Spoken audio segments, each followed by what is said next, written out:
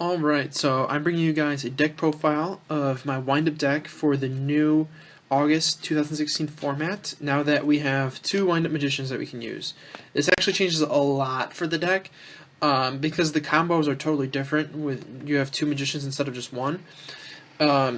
I wanted to post this earlier, but I was busy with moving back into school, and also it took me a little bit of time to figure out the combos because I had never thought about two magicians with zeros and mighty before, so I had to come up with completely new combos for this deck. So after the deck profile, I'm going to show you a few combos that utilize the two magicians, so be sure to stick around for that also.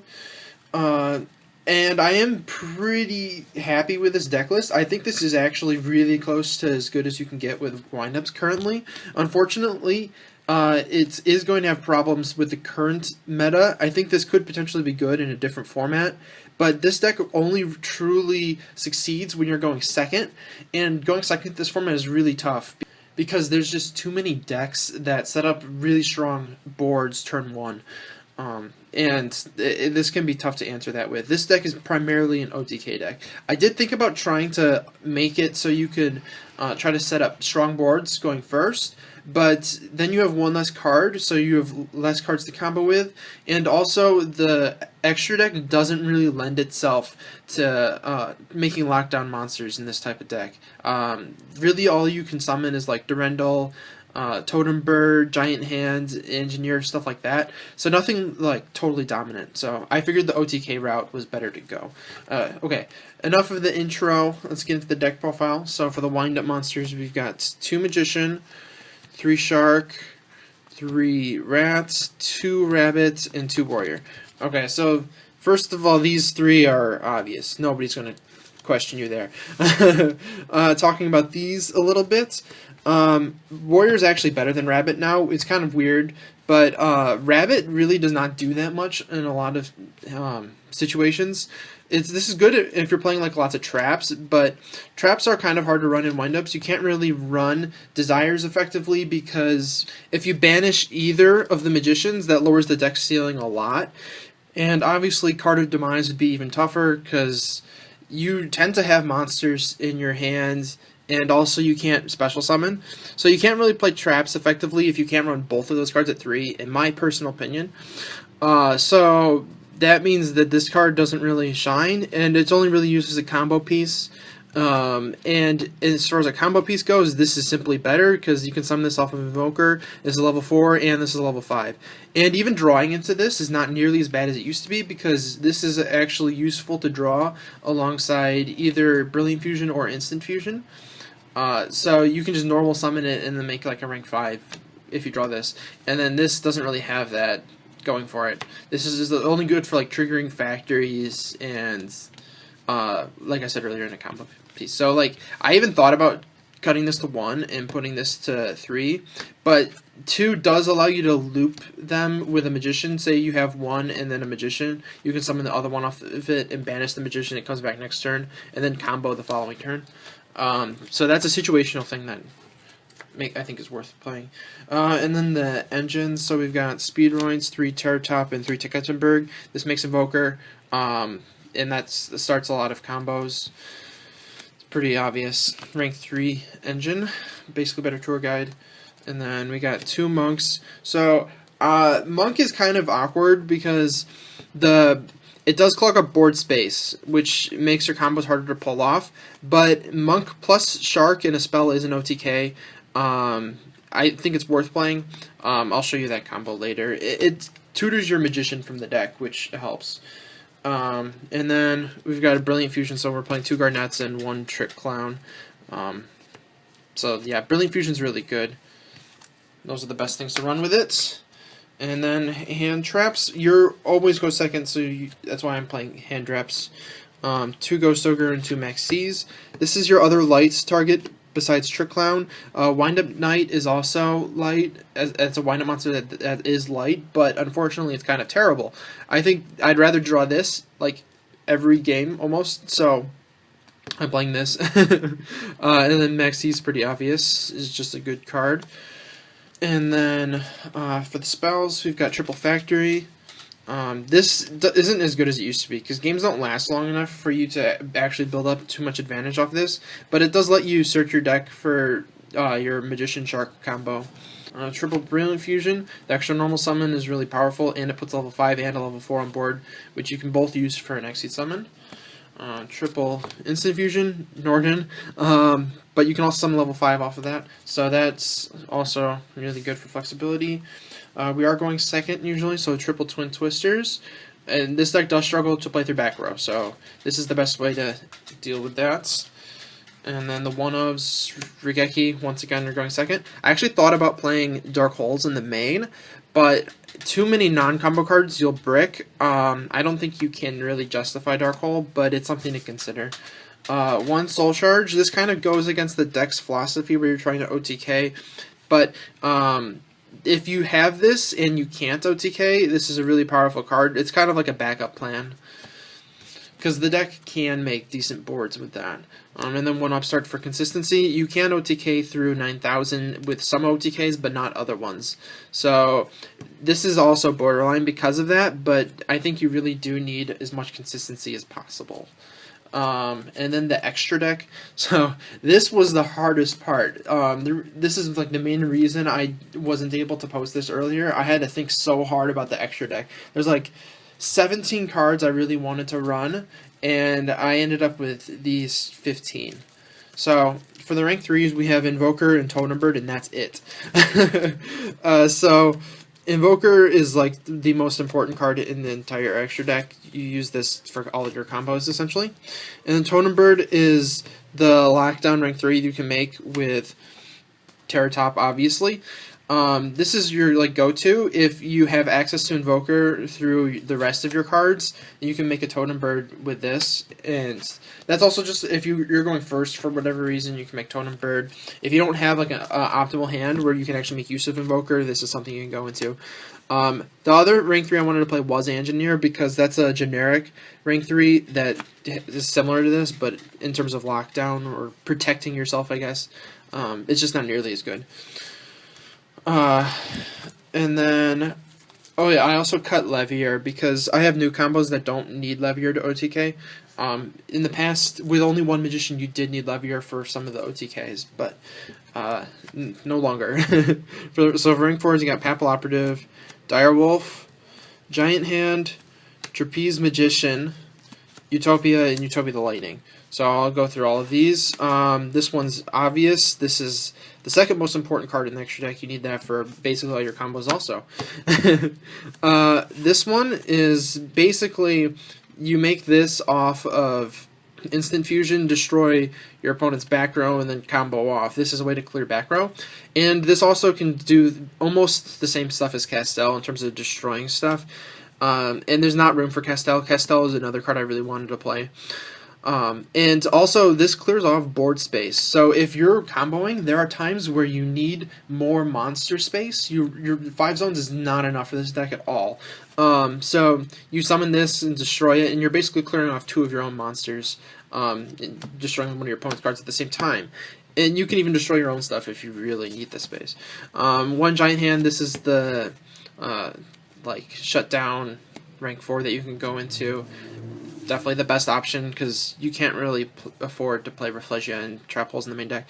Trapeze Magician allows you to OTK with some cards, basically Monk OTKs because of Trapeze Magician.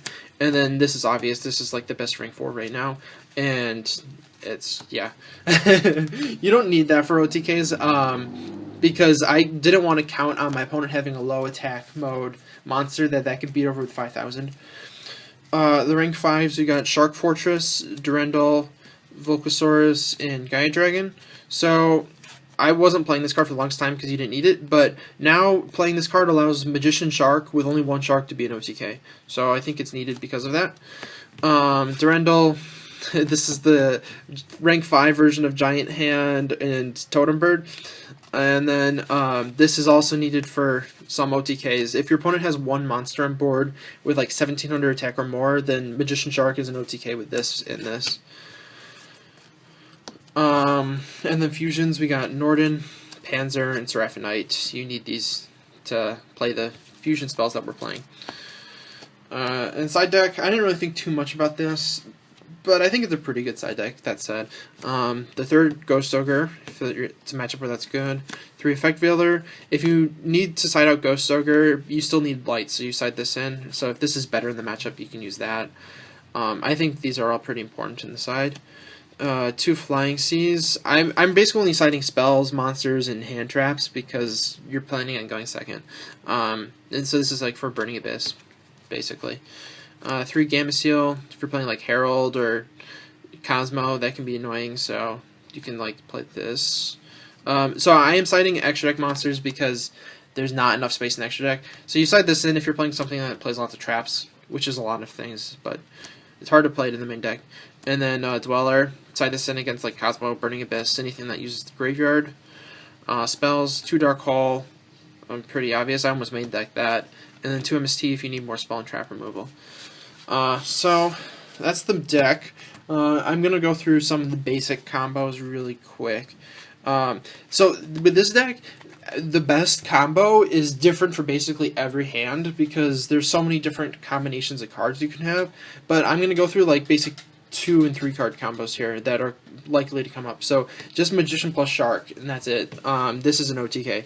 So it's pretty simple what you do. So you normal summon Magician, trigger Shark's effect to special summon it, trigger Magician's effect, and now you can summon a Magician off a Magician.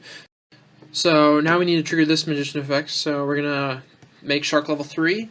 That'll trigger the second Magician's effect, and we're going to summon a Rat off of that. And so we need to switch this to attack mode to use its effect, and we also need to put a Magician in grave. So we're going to overlay the 2 Magicians for Photon Papal Operative. Photon Papal Operative effect, swap this to attack mode. And then Rat's effect, switch it to defense to bring back the Magician. And then we're going to overlay 2 level 3 monsters. Shark, we made a level 3 to make Invoker. Invoker's effect, doesn't matter which one you detach. I detach Shark because you have more flexibility for future plays if you do that. So detach that to summon one of the warriors from your deck in defense mode. And these are both live now, so we can use this effect to make it level 5. You can make either of these level 5 actually, but I use it on itself because this isn't going to kill itself in the end phase. This is going to kill itself in the end phase. So we make this level 5, triggers Magician's effect, summon the other warrior from your deck. You can also summon Shark if you drew the warrior. But I like to save my Sharks because they're obviously better to draw. So, and then you make this level 5, overlay the 2 of these for either. So if your opponent has a clear board, you summon Shark Fortress, detach target itself. This can attack twice. So that total is 8,500 attack. Has to be summoned in defense mode off of the Rat, so you can't attack with that. And if your opponent does have 1 monster, and it happens to have 1,700 or more attack, you can summon this instead. Use the effect to destroy it, and then overlay a Guide Dragon on top of it so you can attack still. So these total together are 63 attack. So that's why this needs to do 1,700 burden damage. So that's how you OTK with just the Magician and a Shark. Now I'll show you how to OTK, or just combo off with Magician and 2 Sharks. So this was an OTK with even just 1 Magician in your deck, but the play is better now that you have 2 Magicians. So once again, you normal summon Magician, special summon the Shark, trigger Magician's effect to summon your other Magician, and then that'll trigger your Shark effect in hand, special summon it, and then they'll trigger the new Magician's effect, which will summon you a Rat. So, this is your board to start with. First, you're going to overlay the 2 Magicians for, once again, a Papal Operative. You're going to use this to switch your Rat to attack mode. Swap Rat to defense mode to bring back your Magician. So, here you see the classic clogging. So, if we use this effect to trigger this, there's no room, you can't actually use the effect. So we need to clear up some rooms. But first we are going to make one of these level 3, doesn't matter which one. And overlay them for Invoker. Now we do have board space, so we are going to choose to make this level 5. I'm not playing any rank 3s. You could potentially switch this to 3 and make it rank 3, but 5s are generally better. Anyways, so we're going to make this level 5, which triggers Magician's effect.